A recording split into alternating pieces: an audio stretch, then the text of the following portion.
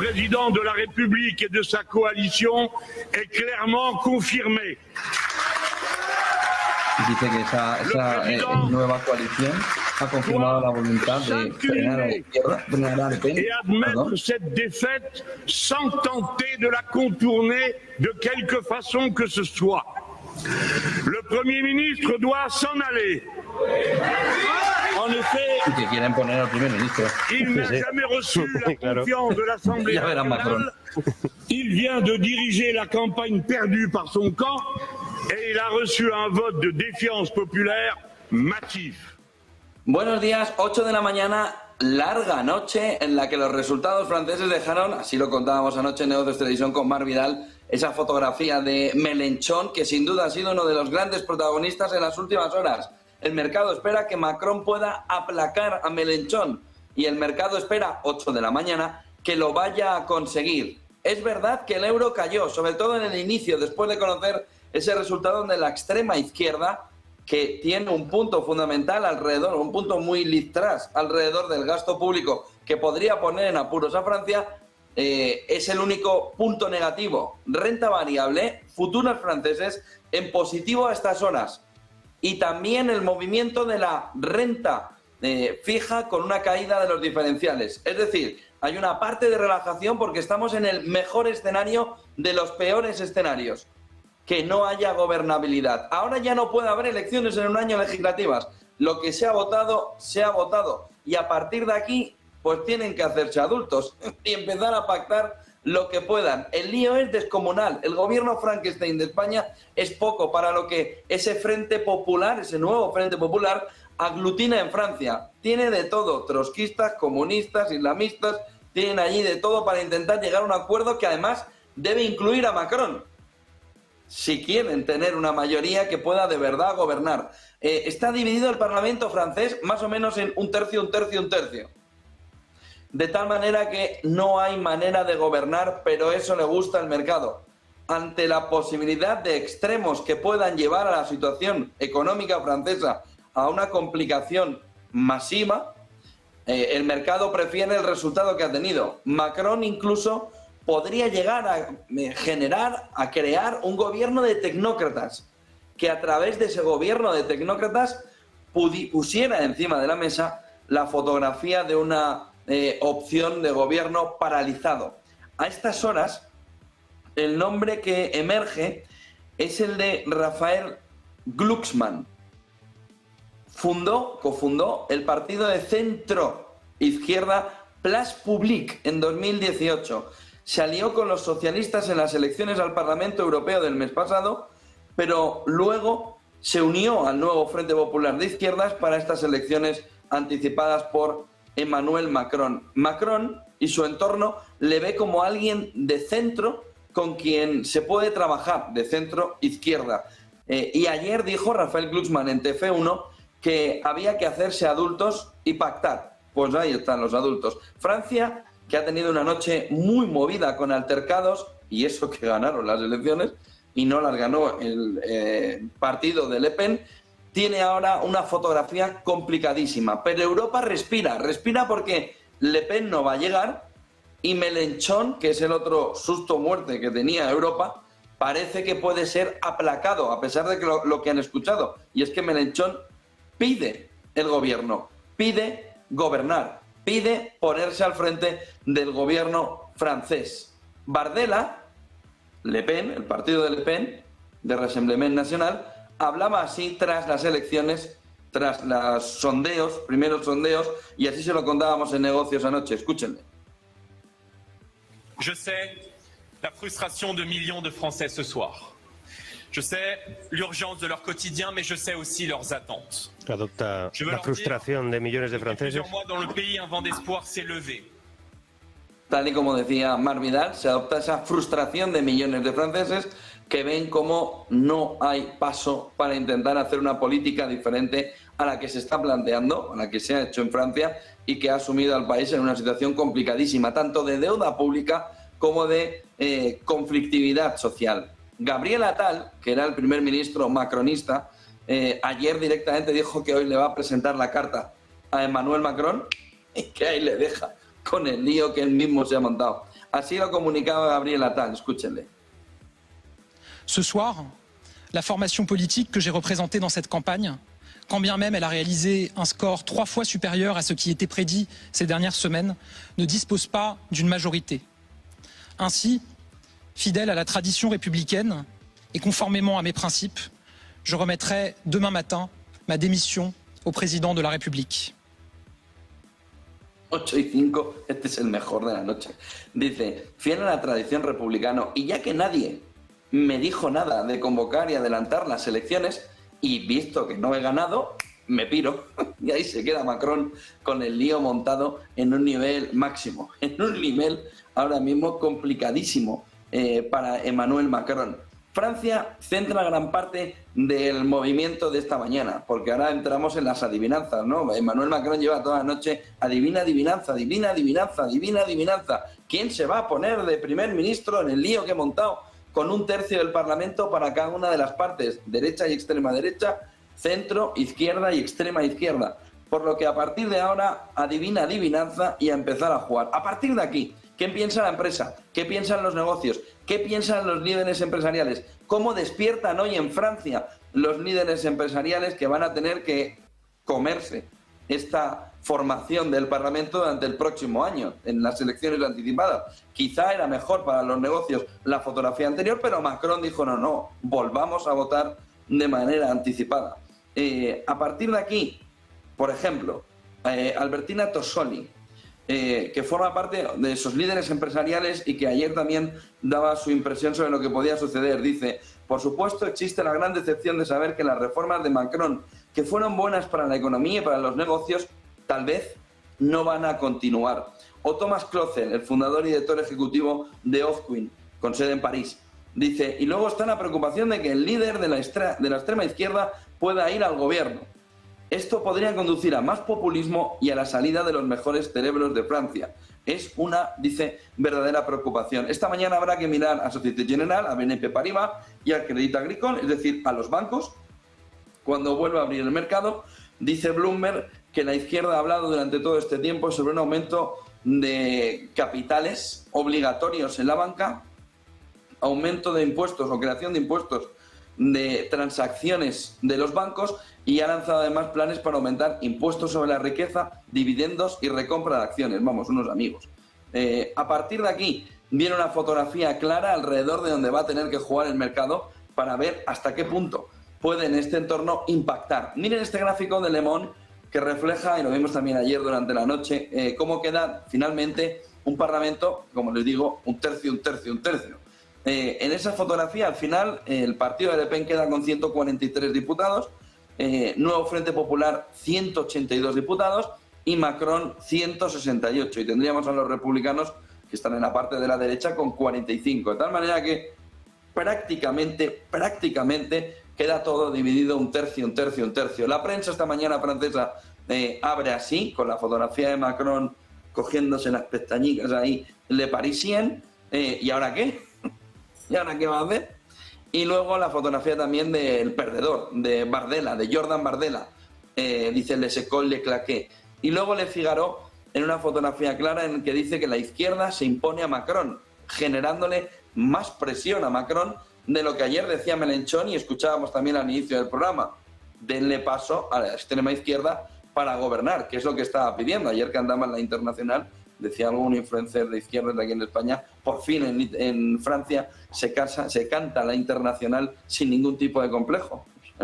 Cuando han tenido algún complejo en cantar la Internacional, pero ayer se cantaba la Internacional pidiendo el paso de una izquierda trotskista, Mélenchon, trotskista, comunista, en el que vamos a ver cómo queda en este entorno Macron, porque ha abierto la puerta a unas elecciones que pensaban que se le iba a colar un elefante, ¿no?, en la habitación, que venía desde la derecha, y se le ha colado no un elefante, sino una tropa de elefantes ahí en la habitación, pero viniendo desde la izquierda. El euro, si miran en esta imagen ayer, justo cuando veíamos el movimiento, hoy tiene un comportamiento un poquito mejor, ha recortado parte de las pérdidas que se veían ayer una caída del 0,4, nada más conocerse esos sondeos a pie de urna que apuntaban que iba a ganar la izquierda y la extrema izquierda. y vemos una fotografía también clara en el euro alrededor de los problemas. ¿Cuáles? Estos. Miren estos dos gráficos de Bloomberg. Este primero que centra dónde está el problema y dónde deberían empezar a mirar los inversores. La opción de ese Frente Nacional tiene una posición clara en deuda alrededor de un aumento hasta el entorno de los 122-123% de deuda sobre Producto Interior Bruto. Había un entorno de caso base en el que pudiera mantenerse, que estaba así en el primer trimestre de 2023, por debajo del 115, estamos ante un momento Liz Truss en Francia. Estamos llegando a ese momento en el que has convencido a la población, no solo con el miedo, hemos cambiado el formato de las elecciones, la gente ya no va, o los partidos ya no van a las elecciones con programa, sino que va con miedo. Digo, oiga, ¿usted contra qué vota en estas elecciones? No, yo voto por algo. Y no, usted no vota por algo. Dígame contra quién vota. Entonces, a partir de ahí, se genera todo el sistema electoral, ¿no? O se vota contra la ultraderecha, o se vota contra Trump, o se vota contra la ultraizquierda, o se vota contra X, pero todo es votar contra. No hay una generación de valor mediante el sistema electoral, sino que hay una generación de destrucción. Se vota contra. Ayer se votaba contra Le Pen. No se votaba a favor de, se votaba contra. Aquí en este entorno, pues en el votar contra tenemos un entorno Liz Truss, y este gráfico de Bloomberg lo deja clarísimo. Alrededor de dónde está el peligro ahora, que llegue Mélenchon y económicamente genere un presupuesto que lleve la deuda sobre el Producto Interior Bruto francés al entorno del 123, 122, 124 y ponga a Francia en una situación ahora sí de un riesgo de intervención del Banco Central Europeo muy importante. ¿Por qué? Por este otro gráfico de Financial Times. Lo que ha votado la ciudadanía francesa por votar contra Le Pen es esto. Nuevo Frente Popular, lo tienen ahí en violetilla, en rosa, es el peor de los escenarios. Le Pen era el anterior, pero es todavía peor. Es un déficit fiscal que supera el 6%. Ya está advertida, incluso puesta en la picota Francia, alrededor de su deuda, de su gasto por parte de las instituciones comunitarias. Pues si le llevan el presupuesto del nuevo Frente Popular, imagínense la que se puede liar. Por lo que el mercado hoy medio respira, se ha quitado un lío importante encima, que son extremos, pero no sabemos si está calibrando suficiente que una parte de los extremos, en este caso el nuevo Frente Popular, está reclamando el gobierno. Macron lo puede evitar a las bravas, marcando un gobierno de tecnócratas que acabe con toda la tensión en el sentido de quién va a ser el primer ministro, pero que se encuentre en el Parlamento francés un lío descomunal, en el que no es que no le hable nadie, es que nadie le va a votar a favor prácticamente nada. Da igual, ley de no, ley de presupuestos no, ley de deuda no, ley de no, ley de no. Oiga, ¿y usted para qué está? No lo sé, me dijo Macron que viniera. Pero el lío que puede tener Francia ahora mismo en una ingobernabilidad total es mayúsculo. Uno de los candidatos que les comentaba al principio, que tiene más opciones, Raphael Glucksmann, dice, bueno, es que toca ser adultos, toca pactar todo. Bueno, ve a explicárselos, a ver si te quieren pactar algo. En el caso de que sea al final el líder de Place Publique, Raphael Glucksmann, pero les van a decir los del nuevo Frente Popular, que le han reclamado ser primer ministro, oiga, gobierne usted, a mí no me ha dejado usted gobernar. Le va a decir Bardella, gobierne usted, déjenos en paz. No, es que necesito su voto. No, a mí usted no me llame. Es decir, un tercio contra un tercio contra un tercio. Porque al final se vota en contra. No, pero hay que ser adultos. Bueno, claro, hay que ser adultos cuando te ponen a ti el primer ministro. Si estuvieras tú en la oposición, votarías que todo no. Con lo que la ingobernabilidad ha llegado. Pero se celebra en el mercado, que está eternamente feliz, se celebra en Europa con una von der Leyen que respira ante el bloqueo al paso de Le Pen, y estamos en una fotografía, dice Financial Times, miren el siguiente gráfico, Francia vuelve a su era de posguerra, de ingobernabilidad. Dice Benhal, la derrota de la derecha en las elecciones parlamentarias del domingo podría ser un revés temporal. Alrededor de cómo queda una fotografía en el que es verdad que se vota contra, se sale a festejarlo quemando las calles, y eso que se ha ganado, Y a partir de ahí los franceses tienen hoy un dolor de cabeza importante. Y es, no se puede gobernar Francia ahora mismo. En el Parlamento no se puede gobernar. Hay ingobernabilidad manifiesta, en el que 3 grandes grupos van a votar que no a todo. Con lo que a ver quién toma una decisión ahora mismo. Pues prorrogo presupuestos. Sí, pues muy bien. Pero, y piensen una cosa, en el próximo año no hay nada que hacer. No se puede volver a convocar elecciones. Esto se lo tienen que comer un año. Y a partir de ahí vamos a ver qué sale. Si otro Frente Popular, otra Le Pen, etcétera, etcétera. Decía El Mundo ayer, cuando salían los resultados, que Ipsos, una de las principales encuestadoras de Francia, ponía el acento, la tilde, en uno de los elementos fundamentales. Miren esto que decía El Mundo. La mitad de los judíos franceses se iría de Francia en caso de un presidente Mélenchon de extrema izquierda. El avance de esta ideología en las legislativas, dice El Mundo, recuerda el temor de parte de la población francesa al antisemitismo. La mitad de los judíos franceses se iría de Francia en caso de un presidente de extrema izquierda. Francia, elemento fundamental del día. Francia, elemento clave en el día. Francia, punto esencial durante la jornada. Francia en una situación ahora mismo de ingobernabilidad manifiesta. ¿Qué vamos a ver esta semana en el mercado? Bueno, hoy en el calendario de datos tenemos sobre todo lo que sucede con las exportaciones alemanas, que ya las tenemos. Las hemos conocido hace 16 minutos. Exportaciones alemanas que importaciones caen un 6,6%, exportaciones caen un 3,6%. Se esperaba que las importaciones mes a mes cayeran un 1%, venían de un más 2%, se han desplomado un menos 6,6%, lo que nos va dando una idea de que la demanda interna alemana está en el subsuelo sin levantarse.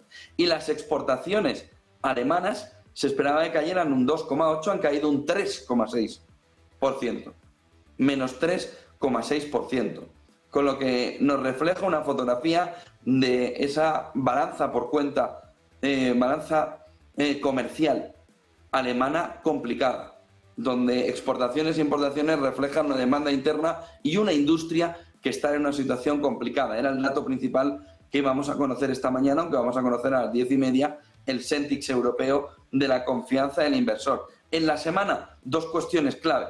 Por un lado, el IPC de junio, que lo conoceremos en Estados Unidos esta semana, mientras también veremos cómo testifica ante el Congreso, un poquito antes de los datos, un poquito antes conoceremos los datos, Jerome Powell, el presidente de la Reserva Federal. Y ahí veremos un poco más de fotografía, pero se espera que Powell le diga a los legisladores que necesitan más tiempo.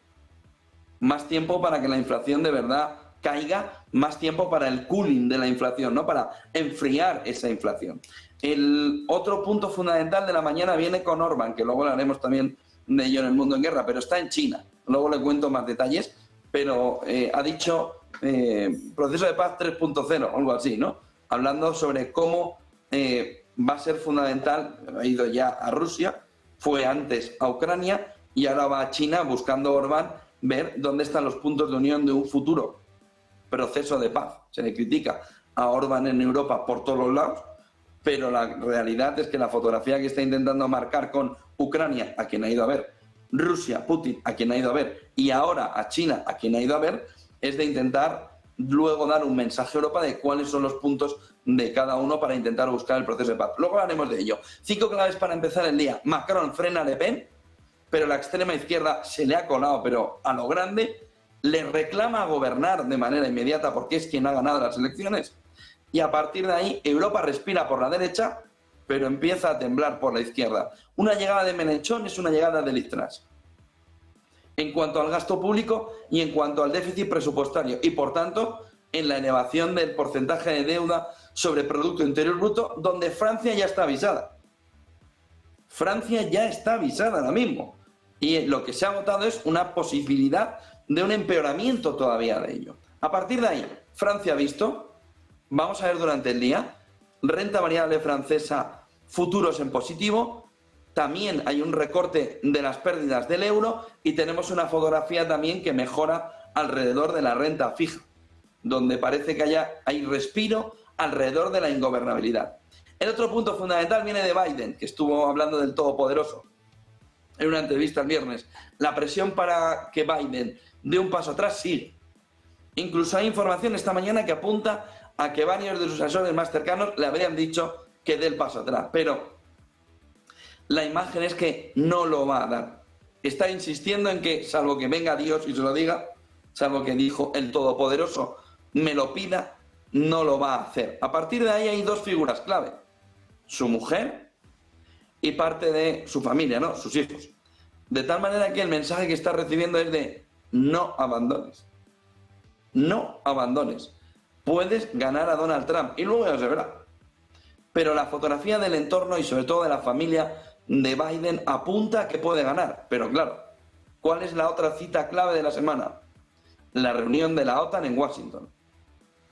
Se ha pedido en varios medios que salga sin el prompter, esto que pone todas las letritas ahí, ¿vale?, para ver de qué manera puede convencer a la opinión pública. Yo creo que ahora mismo salir sin prompter en una de estas puede ser desastroso. Pero va a tener la reunión de la OTAN, donde también los miembros de la Organización del Tratado del Atlántico Norte van a ver cómo está Trump. Lo vieron en el G7, no hace falta que se vayan muy lejos.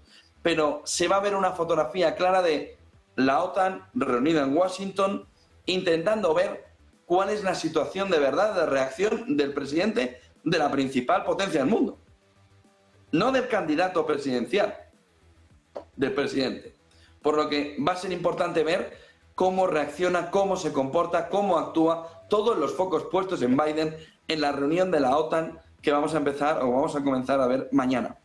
Orbán con Xi Jinping, también con Putin, le dijo a Putin no se puede hacer la paz desde un sillón de... Bueno, no se lo dijo a Putin, se lo dijo a Bruselas estando con Putin.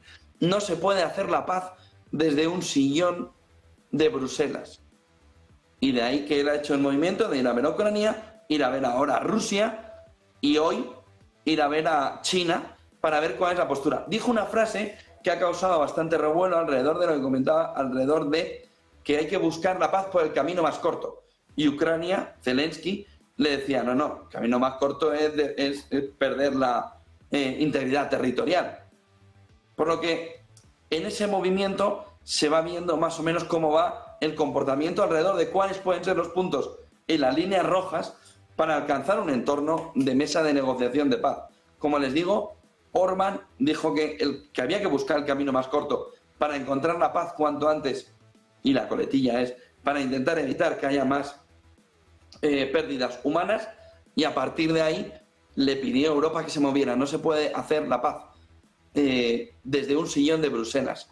Bank of America y el mercado dicen en su último informe, creemos que es prudente cubrirse con la inflación. Ojo, se espera de una manera muy clara que haya un repunte inflacionario en el segundo semestre. De ahí que Powell, durante la semana, en esa comparecencia en el Congreso, vaya a dar el mensaje de que todavía hay que esperar, pero cuidado, porque el todavía hay que esperar o se compromete con una bajada de tipos, como hizo el Banco Central Europeo y luego la tiene que hacer porque sí, porque ya se había comprometido, o podemos encontrarnos que no haya bajada de tipos.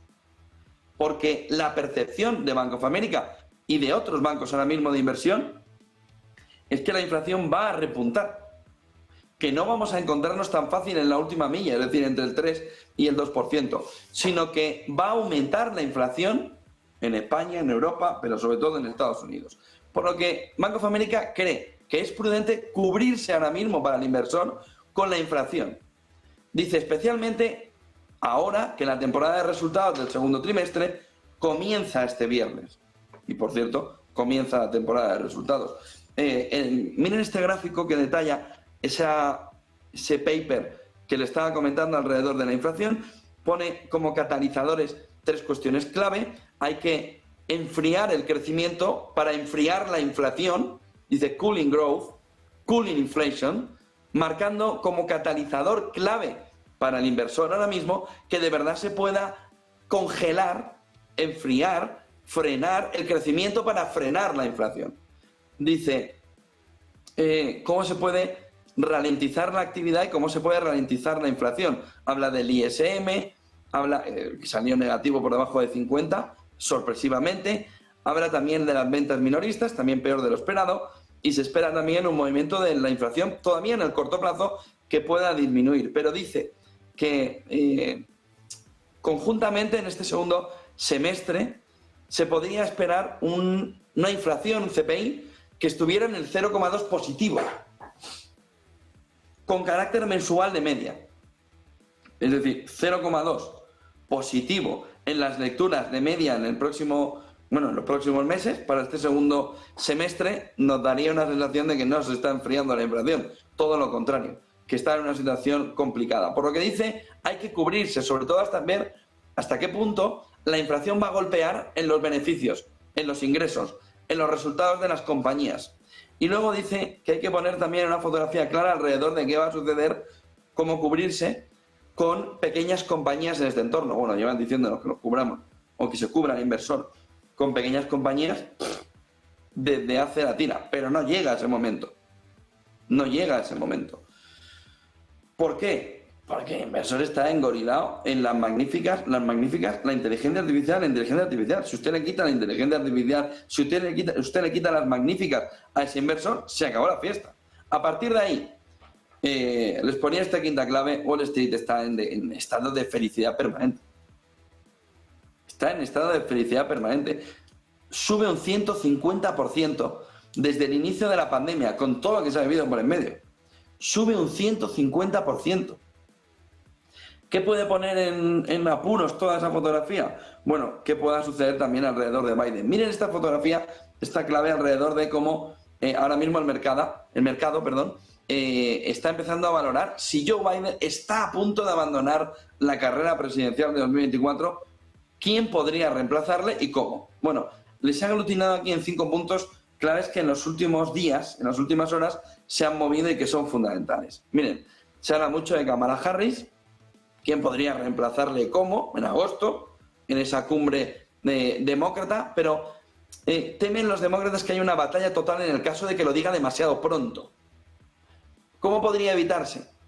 Biden dice que apoya a Kamala Harris y a partir de ahí parte del debate demócrata se acaba, parte de los donantes acabarían también el debate.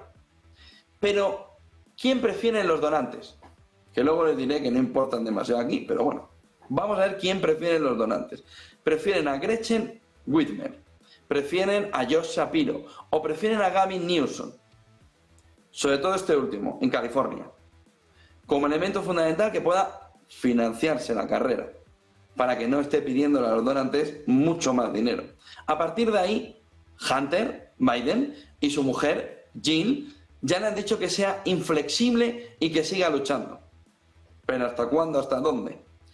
Los donantes lo que sí está claro es que quieren que renuncie.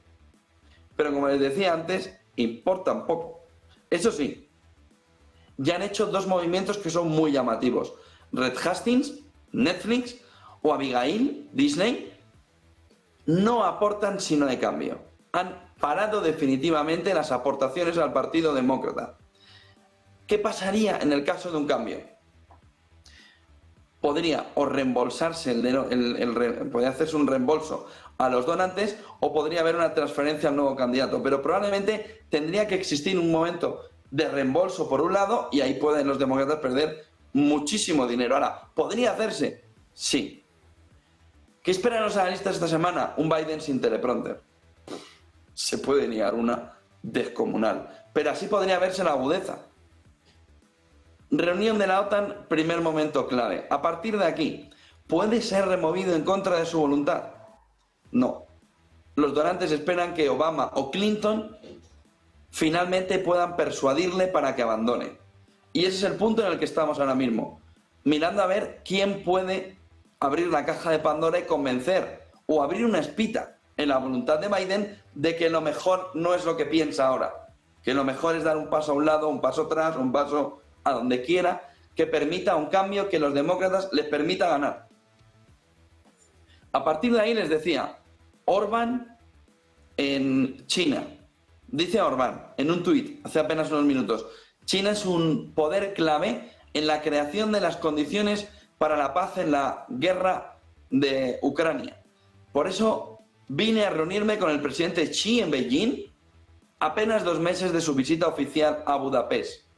y pone misión de paz y mandato europeo del segundo semestre de Hungría de la presidencia de turno europea. China es un poder clave en la creación de las condiciones de paz para la guerra de Ucrania. Por eso vine a reunirme con el presidente Xi en Pekín, apenas 2 meses de su visita oficial a Budapest. Misión de paz, pone Víctor Orbán. De tal manera que se va centrando un poco en la fotografía de que Víctor Orbán, en el inicio de la presidencia rotatoria, que no tiene ningún tipo de poder transferido para llegar a acuerdos ni para hablar en nombre de, pero que sí está removiendo el camino a ver dónde están las condiciones de paz. Cuando hace una misión de paz, entendemos que va a hacer un informe final y que nos va a decir cómo están las condiciones de paz y si de verdad se puede llegar a un acuerdo para al menos intentar un alto al fuego. En el camino a una mesa de negociación de paz. Mundo en guerra. Zelensky dice que estamos trabajando, dice, en una nueva estrategia para nuestro país en el mar, la estrategia marítima de Ucrania. Ucrania, además, está viendo nacer la era, Ucrania está viendo de todas partes, pero dice que ve nacer en New York Times la era de los robots asesinos guiados por inteligencia artificial. Estábamos diciendo desde hace meses que había un movimiento también para probar inteligencia artificial, automatización en el entorno de la guerra. Miren el titular de New York Times: Ucrania ve nacer la era de esos robots, de los robots asesinos impulsados por inteligencia artificial. Les recomiendo el artículo, igual que el especial que sacó The Economist hace apenas 4 semanas, alrededor de cómo impactaba la llegada de la automatización, de la robotización al entorno de la guerra.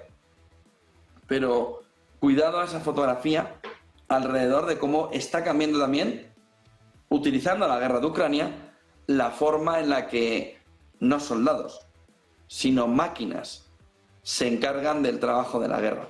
Volviendo al mundo en guerra, lean el artículo de New York Times hoy, es espectacular. Busquen también ese especial de hace 3 semanas de The Economist alrededor de cómo las máquinas iban a cambiar, y la inteligencia artificial, el contorno de la guerra. Rusia extiende hasta fin de año la prohibición de exportar arroz para proteger el mercado interior. Y 2 cuestiones claves más. El presidente de Israel, Isaac Herzog, insta al gobierno de su país a alcanzar un acuerdo con Hamas que permita la liberación de rehenes. Viene la presión también por Isaac Herzog, por el presidente israelí, al primer ministro, a Benjamín Netanyahu, y la cumbre de la OTAN, que ya les he comentado, que vuelve a tomar el pulso de la relación con Rusia y de las opciones de paz. Varios gráficos. Cuidado al mind the gap, ¿no?, que dicen los británicos. El desempeño en los últimos 12 meses entre la capitalización bursátil y el ingreso neto.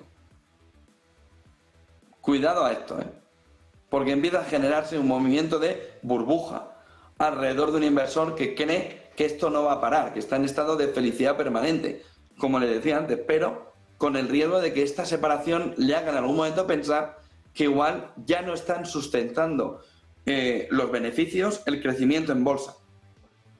De tal manera que genera una situación complicada. El otro punto fundamental viene alrededor del artículo esta mañana de Javier Blas en Bloomberg. Dice: otra burbuja verde estaría dándole deflación a los biocombustibles. Y dice que como la industria estaría indicando los problemas que ya no están en el petróleo, sino que están en un entorno diferente ahora mismo. Como dice Javier Blas y explica en el artículo, hay una burbuja verde, otra más, que estaría generando otra vez deflación en los biocombustibles.